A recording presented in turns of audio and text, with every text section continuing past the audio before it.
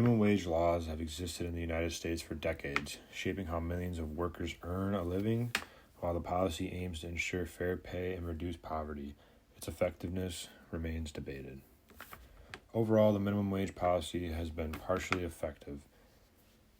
It improves income and reduces poverty for some workers, but it also creates challenges related to employment opportunities and rising costs for businesses.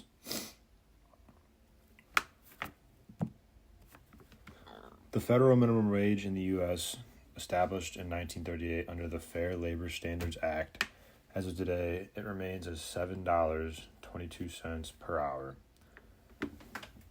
Unchanged since 2009, however, many states and cities have set higher minimum wages to reflect local costs of living. The purpose of this policy is to ensure workers earn a basic standard of income, reduce poverty, and promote a fair labor standard. Despite these goals, the policy's real world impact varies depending on economic conditions, location, and how businesses respond. Minimum wage is effective at increasing income and reducing poverty, but only to a limited extent. Studies show that raising the minimum wage increases earnings for low-income workers. According to the Economic Institute, wage increases have helped millions earn more and improve their quality of life. For example, states that raised minimum wages saw measurable reductions in poverty levels. This suggests that policy works as intended, at least in boosting income. However, critics argue that these benefits are limited. A report from Congressional Budget Office found that while higher wages lift some families out of poverty, the overall reduction is relatively modest compared to the broader economy.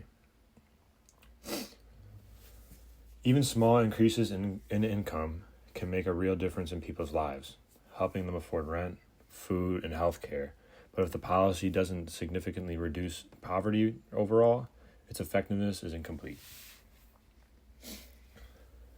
One major concern is that higher wages increase costs for employers. Some businesses respond by cutting hours, reducing staff, or raising their prices. The Congressional Budget Office estimated that increasing the federal minimum wage to $15 could result in the loss of about 1.4 million jobs. Small businesses are especially affected because they often operate on tighter budgets. Some turn in automation like self-checkout machines to reduce labor costs. However, not all economists agree.